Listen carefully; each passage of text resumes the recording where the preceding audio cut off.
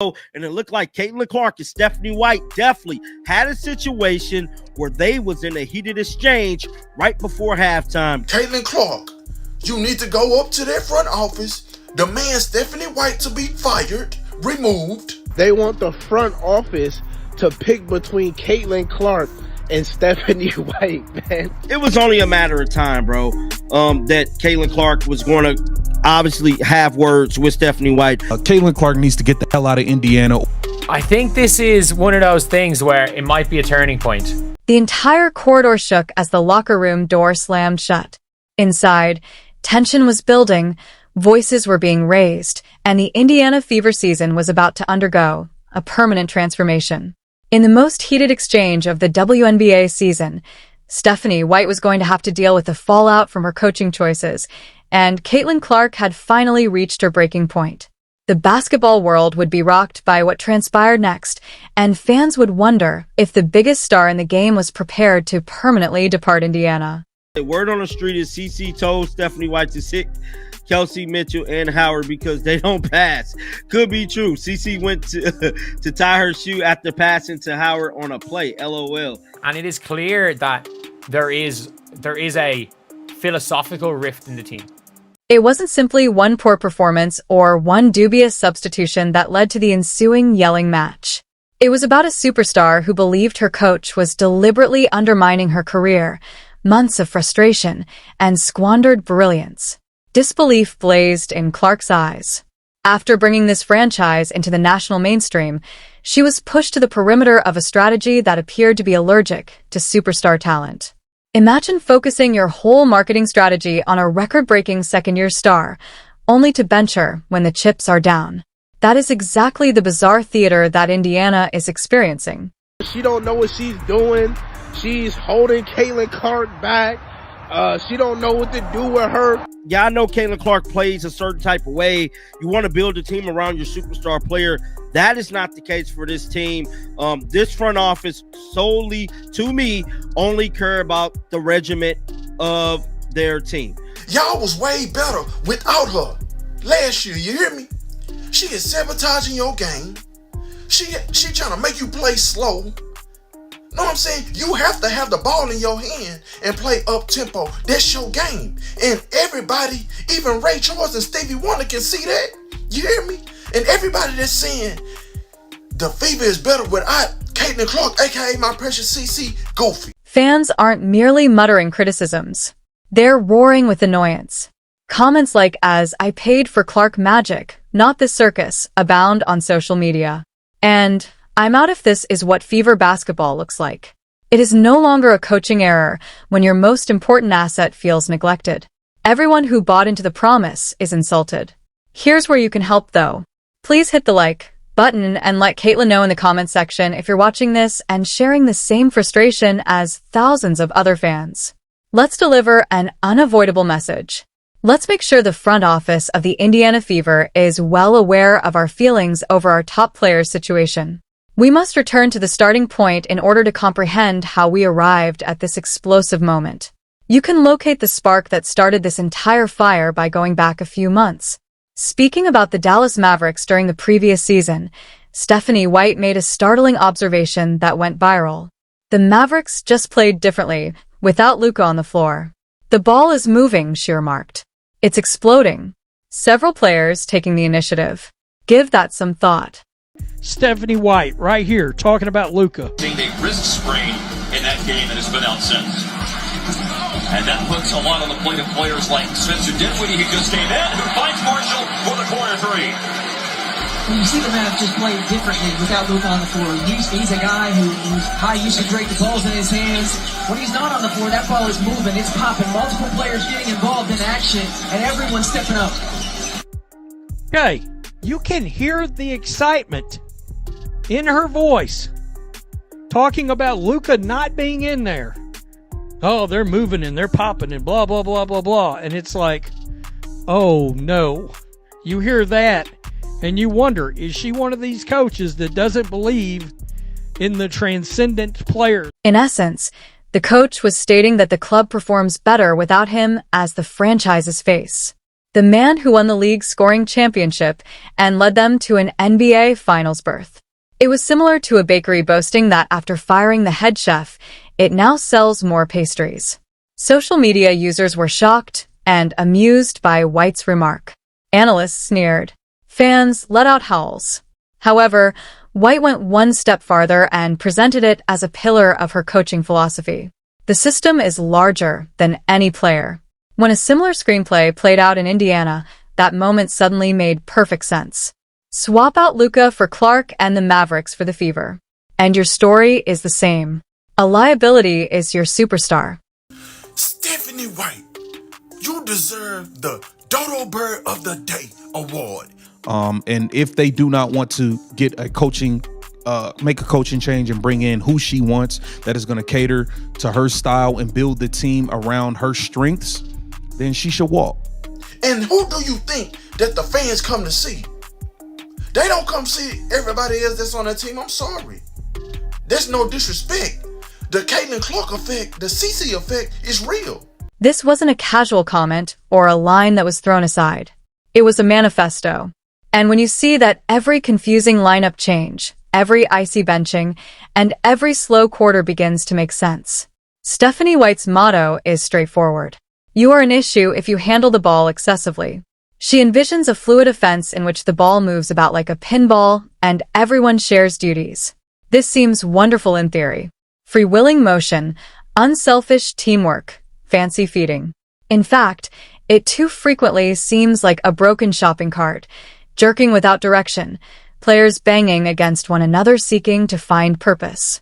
Bro, I don't even understand the spacing of the offense. I'm watching Caitlin Clark drive down the right side of the lane, and Natasha Howard, rather than spacing the floor and stand in the corner, she's diving to the basket, bringing a defender to Caitlin. It's just, bro, the offense is just trash. I got to be honest with you. But what I will say with Stephanie White is just that I hate this offense.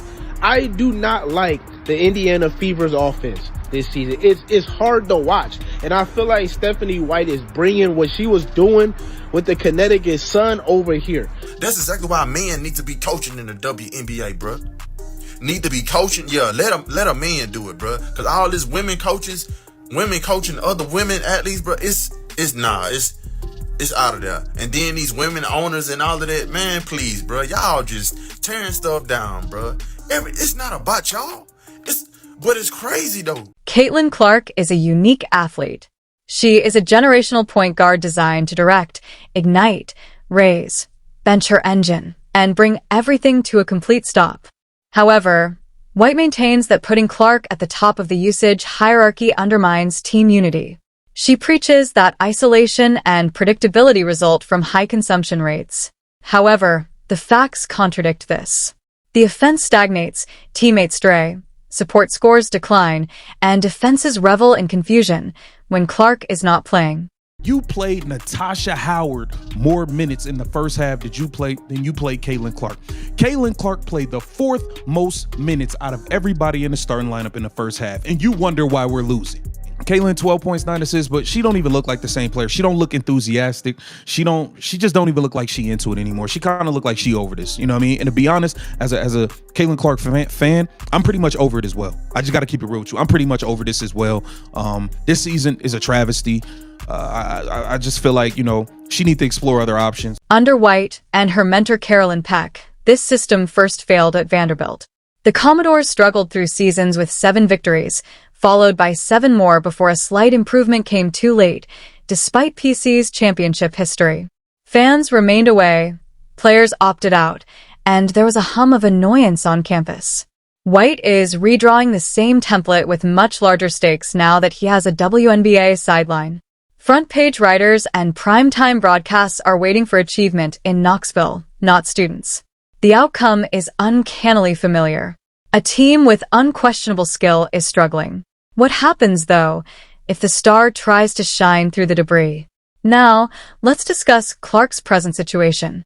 Take a look at the figures. Compared to her exceptional debut campaign, Clark's usage rate has dropped by over 20%. Her point total each game has decreased. Her help has stopped. Additionally, slow ball movement obscures her signature court vision. The celebrity who used to light up the arena now appears to be a guest at a leisurely rehearsal. You can see her hesitation each time she touches the ball. Teammates aren't sprinting the break. Screens don't show up at all or arrive late. Immediately, defenders surround her, challenging her to attempt a shot. Caitlin isn't showcasing her skills here. It is Caitlin being played off the talent she earned. Her electrifying presence among sold-out audiences has faded into a general indifference. Furthermore, Clark hasn't really changed. She continues to thread needles, drill deep threes, and read the floor like a book. Her opportunity is the only thing that has altered. White's algorithm treats creativity like a bug and welcomes each endeavor with a scatter plot of rotations. As a result, a superstar is deprived of rhythm, thrust into seclusion, and made to battle for every square inch. The box score reveals the story game after game. The coach attributes the team's collapse and poor shooting performance to the adjustment phase. Fans yell foul.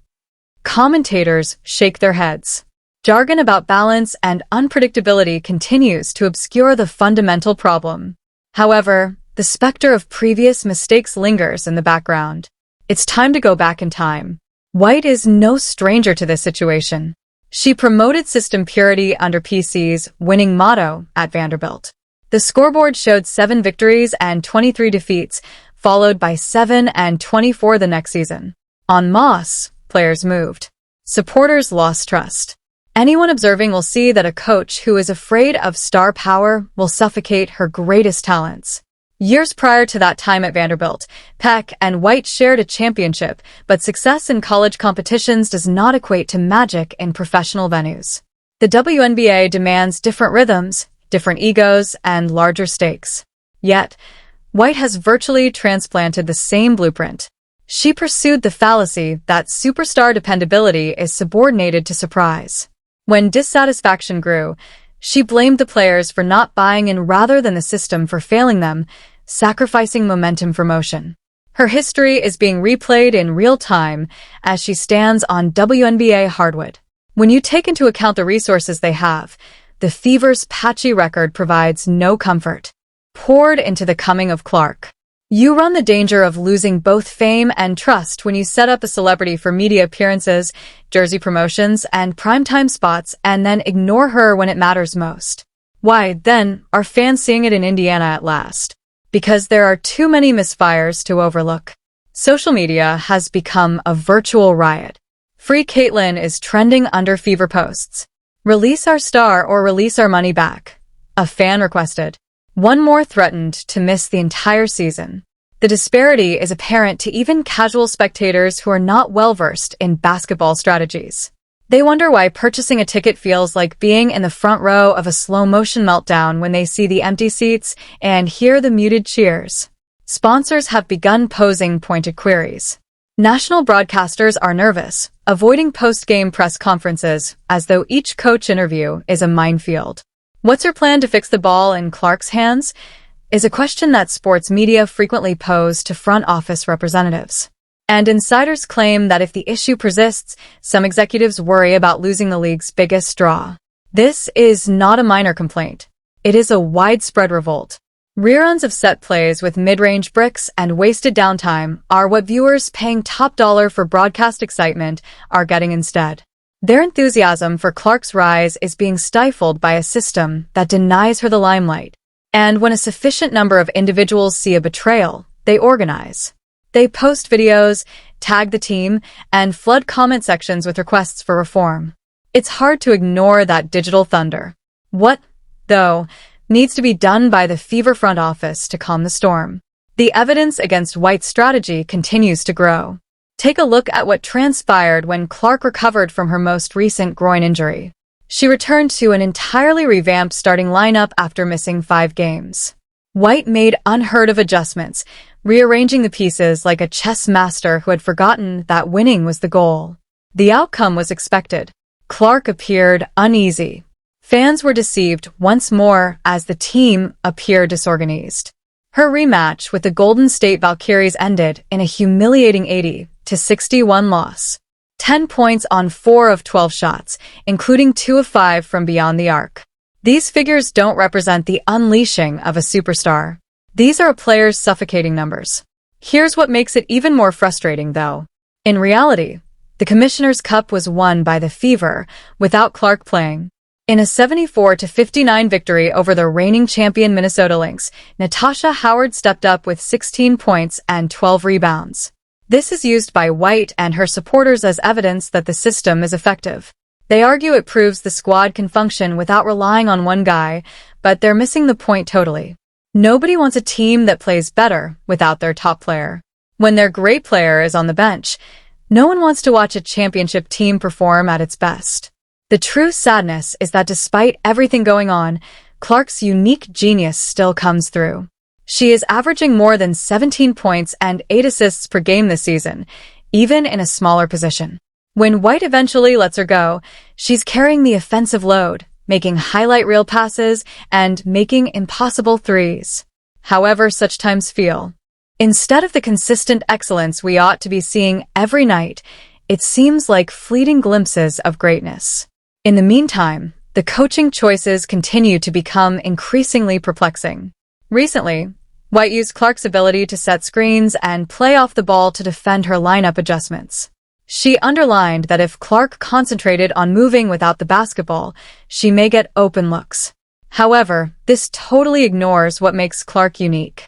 She is more than simply a shooter who needs to discover attractive people. When she has the ball in her hands, she is a floor general who improves everyone around her. She is a playmaker with the ability to conjure up offense. She is a leader who enjoys setting the pace and directing the game's flow. When White was penalized by the league for her remarks regarding officiating, the frustration reached a breaking point. White went on a tirade about the referee's failure to shield her star player after Clark received many harsh fouls during a rough game against the Connecticut Sun. This initially appeared to be a coach standing up for her player. However, if you look more closely, you can see the inconsistency. White will not shield Clark from her own system that restricts her influence on the game, but she does want the officials to shield Clark from physical play. There is a lot of irony. White won't give Clark the touches she deserves, but she insists that officials give her the call. When it comes to fouls, she wants the league to acknowledge Clark's unique status, but when it comes to offensive duty, she won't. She won't defend Clark's right to run the offense without being micromanaged, but she will defend Clark's right to drive to the basket without getting hammered. Clark is not the only one who exhibits this tendency. Every player in White's method is viewed as a machine's interchangeable parts. Movement is more important to her than individual brilliance, system is more important than star power, and predictability is more important than playmaking. However, robots do not play basketball. Humans with varying strengths, instincts, and means of influencing the game play it. The top coaches are aware of this. They create systems that minimize the shortcomings of their top players while maximizing their talents. Instead of limiting individual genius, they provide systems that foster it. White seems to think that opportunities arise from turmoil. She believes that everyone will find their rhythm if they all touch the ball. She believes that defenses will find it difficult to adapt if the offense is unpredictable. However, the WNBA has moved past this idea. The top teams in the league are aware that a hierarchy is necessary. When the technology malfunctions, you need backup players who can make shots. Stars that can win games when the stakes are at their maximum are what you need. Take a look at the teams that have lately achieved success. A.A. Wilson's supremacy in the paint served as the foundation for the Las Vegas Aces. Breanna Stewart's versatility was well utilized by the New York Liberty. The Storm in Seattle. Rode Jewel Loy's scoring and Subbers' leadership. These teams recognized that outstanding players require outstanding opportunities. They made no attempt to diminish their stars. They attempted to improve them. When the Fever selected Clark in the draft, they had that chance. They had the opportunity to create something unique around a skill that spans generations. Rather, they've spent the last 2 seasons attempting to integrate her into a system that doesn't make the most of her potential. They have squandered valuable time attempting to demonstrate that team basketball is superior to star basketball. In an attempt to legitimize a coaching theory that doesn't work with elite players, they have sacrificed victories. And time is of the essence. Clark won't have to wait indefinitely for the Fever to go away. She has already hinted at her dissatisfaction with the system. She has already had to respond to inquiries over her usage and role.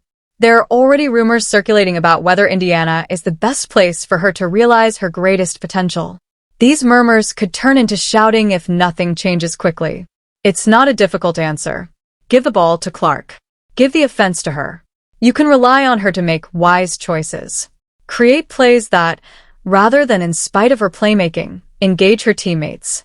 Instead of competing with team achievement, foster an atmosphere where her individual genius contributes to it. This has nothing to do with giving up team basketball. It's about realizing that outstanding individual players frequently lead to the best basketball teams. The bottom line is as follows. The top players are the foundation of championship teams. Ask the Fever about Clark, the Lakers about Magic, or the Bulls about Jordan.